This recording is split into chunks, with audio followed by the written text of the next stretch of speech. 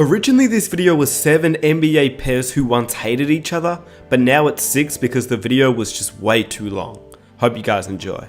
Here are 6 NBA star pairs who once hated each other, but then became teammates later on. Some became teammates for good, others were teammates for a game, but overall this video served as a way to show that even if two players in the league despise each other, don't think they can't be teammates one day. Before I start with the video, I would love if you guys could drop a like on this video and subscribe if you are new. That would be very much appreciated. Anyway, at number 1, Rajon Rondo and Dwayne Wade.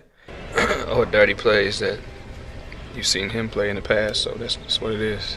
You've gone against Rajon in playoff settings for years. Hated him. The battles of the Heat and the Celtics once the Big Three came to existence in the East made this a rivalry. Both Wade and Rondo would play with their heart on their sleeve, and just so happened to be involved in a few altercations. But that all changed in 2016. Rajon Rondo and Dwayne Wade both joined the Chicago Bulls, and in the first press conference they announced that they had put their differences aside and they were ready to become teammates. Your guys' history, I know that's part of the seat of the battle stuff, but do you guys touch on that or talk about No, that? we didn't touch on it. We just, we're older, we're wiser, and we're moving forward.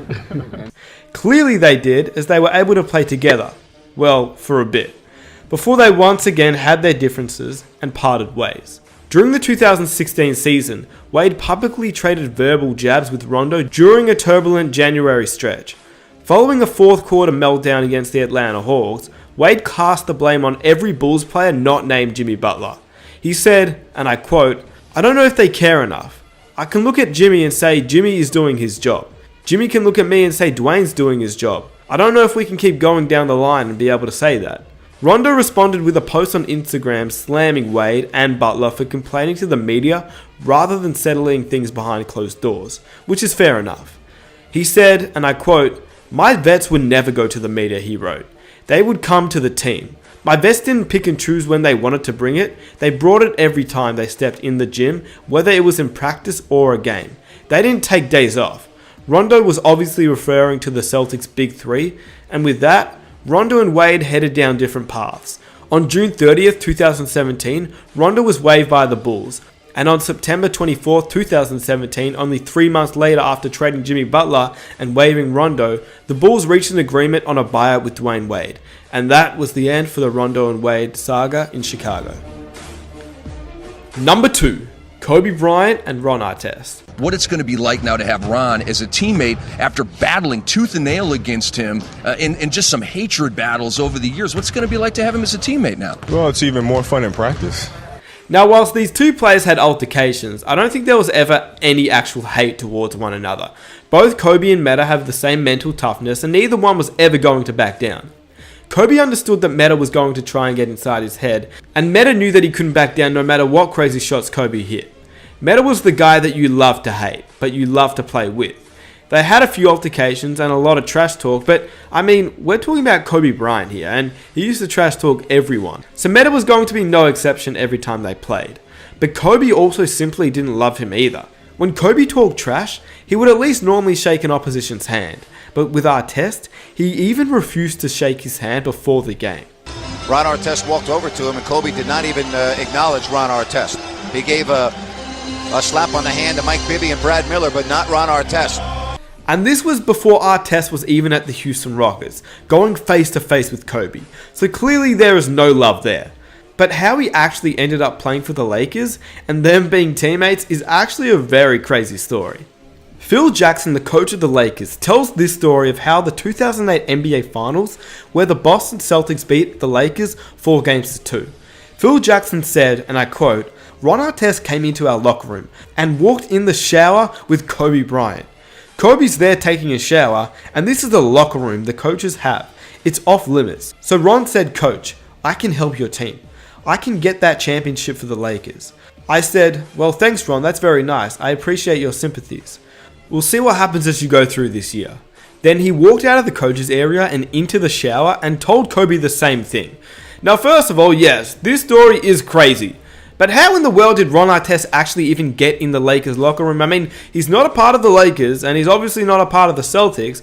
And second of all, when Kobe tells this story, Even he doesn't know how he got in the locker room, which is pretty hilarious. Kobe said that after the Lakers lost in Game 6 of the 2008 Finals, he was alone in the shower, just fuming.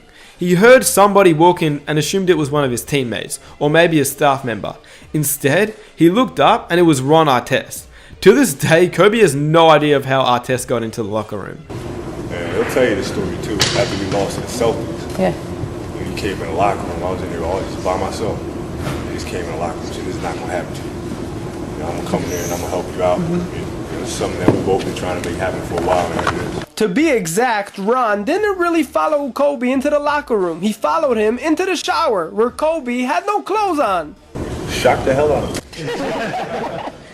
Peace and Bryant eventually won a championship together in 2009 and 10 and became great friends. Hard to imagine from their start of their battles. Number 4, Scottie Pippen and Dennis Rodman. This is one where I think we all know by now. Scottie Pippen was a hard-nosed defender, and so was Rodman. Except Rodman wasn't just that. He was tenacious, vicious, and part of the bad boy Pistons who had one goal, and that was to stop Michael Jordan and win. Now, I could have made this topic Rodman and Jordan, but I chose Pippen, based on the story behind him joining the Bulls. Before Rodman and Pippen were teammates, Pippen despised Rodman. Yeah, Jordan didn't like him either, but he was mostly against Isaiah Thomas and Bill Laimbeer, who were the leaders of the Jordan Rules and the Bad Boy Pistons. Pippen's feud was with Dennis. According to Dennis Rodman, prior to joining the Chicago Bulls ahead of the 95-96 campaign, Phil Jackson asked him to apologize to Scottie as a personal favor. I'm over to Jerry Cross's house. Phil Jackson was there, Michael was there, Scottie was there. Phil Jackson got to the point, he said, "Dennis, the first thing I want you to do is go over and apologize to Scottie Pippen." I'm like, "What?" So I went outside and we talked for 5 minutes and stuff like that. And Scottie said, "It's okay. Everything is fine, man. Don't worry about it." Went back inside. Phil Jackson asked me, "Dennis, would you like to be a Chicago Bull?" I said, "I don't give a damn if I'm here or not." That was my answer. And then Phil Jackson said, "Congratulations, Chicago Bull." And that's how the deal got done. But in the end, the Zen Masters plan worked. They became teammates and they won 3 NBA championships with Rodman on the team. Number 5, LeBron James and Lance Stevenson. No, Lance just a little dirty, that's all. We all know this beef, but how did it really begin? LeBron was shooting a technical free throw. Lance was stirring the pot off the bench, putting his hands on his neck, and as we all know, the Reggie Miller choke sign as LeBron would miss. At this point, Lance had not even logged a single playoff minute and was not even close to coming into the game. But even from the sidelines, he was making the Heat and LeBron very annoyed. According to Danny Granger, he said this: "When I was in Indiana, and we had scuffles with the Miami Heat. Yeah, if you're only playing a few minutes a game, it's hard for you to go up and try to say something or, make waves. But you can. Juwan Howard, Udonis Haslem, Chris Anderson, none of them playing in hardly any minutes in the playoff series, came to our locker room looking for Lance Stevenson. That's a big no-no, right? It's a huge no-no. Yeah. Well, this was on an off day. Right. I got involved and words were exchanged and whatnot, but, it kind of, we stopped it and all. But the point I'm making with the story is the fact that was the leaders on their team.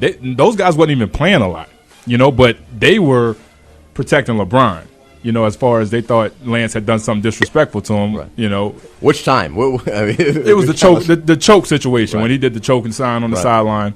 Which is pretty crazy. In Game 4, LeBron went off, and in Game 5, Lance got his first minutes of the series, in which this happened, intentionally, and proved by the wink from Dexter Pittman into the camera. In the end, the Heat won the series, and LeBron got his ring. But what happened to Lance after that? Well, in 2013, this was Lance's breakout season with Granger getting injured. By the time the 2013 Eastern Conference Finals came along, Lance was ready, well ready to irritate LeBron, because clearly he didn't learn anything from 2012. In Game 4 with Paul George in foul trouble, Lance begged his coach to let him guard LeBron, and we know what happened next. He stared him down, got in his head, and made him foul out of the game, in which the Heat would eventually lose, whilst Lance finished with 20 points himself. And that's pretty much the end of 2013. The Heat went on to win the series and back-to-back championships, but 2014 was the big one. Lance and the Pacers have both stepped up, and they were better than the year before. In fact, the Pacers had a better record than the Heat, and the rivalry was even bigger. Game 1 went to Indiana, Game 2 went to the Heat, but all people talked about was Lance flopping every time LeBron James touched him. Game 3 had LeBron finally show some irritation towards Lance. By Game 5, the Pacers against the wall, Lance turned into Psycho Lance. He joined the Heat huddle, and the famous blowing in the ear incident, which Larry Bird, who was the president of the Pacers, had had enough. He spoke to Lance after the game. Although his antics were crazy, did they work? Well, LeBron went for a career playoff low of 7 points, so maybe Lance was onto something here, as Indiana won. So in Game 6, Lance did what he said he'd do and tone it down a bit. But he still had some incidents. He managed to teabag LeBron underneath the basket, he returned the favor and touched LeBron's face, which he didn't like at all. Anyway, the Heat went on to win the series and Lance paid his respect to LeBron via Instagram. So, was that the end? Well, not quite. After LeBron joined the Cavaliers for the second time, and Lance bounced around to 5 different teams before reuniting with the Pacers, this beef was back. On November 1st, 2017, Lance slapped LeBron in his sausage and beans area. And then a few months later, Lance got in LeBron's head, which made him shove Lance and call his play dirty after the game. No, Lance just a little dirty, that's all. Later that year, Lance and LeBron once again battled in the playoffs. Lance hit him again, and the Cavs lost the game. Bron responded with 46 points the next game, and by Game 4, it was the same old battle.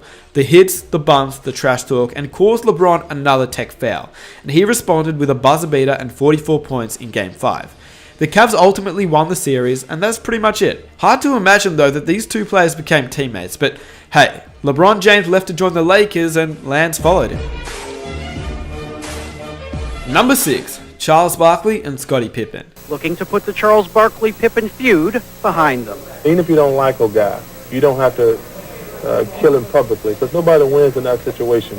These two weren't exactly the closest of rivals, and even teammates when they eventually joined forces. When these two players played against each other, it was a competitive rivalry. Some light pushing and shoving, some trash talk, just a good rivalry. Then, in 1998-1999, Pippen was traded to the Houston Rockets, alongside Barkley, his former Olympic teammate.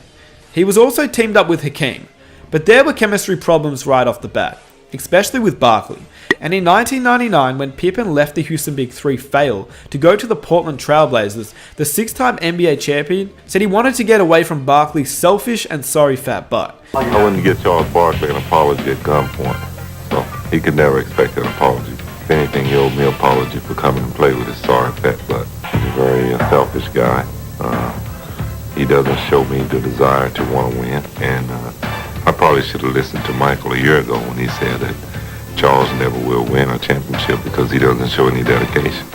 So yeah, I'd say the two probably aren't the closest of friends. And even before they were teammates, they always had a little bit of a rivalry anyway. And number 7, Michael Jordan and Isaiah Thomas. You're probably wondering, when in the hell did these two play together? And for this final one, I'm making an exception, the All-Star Game.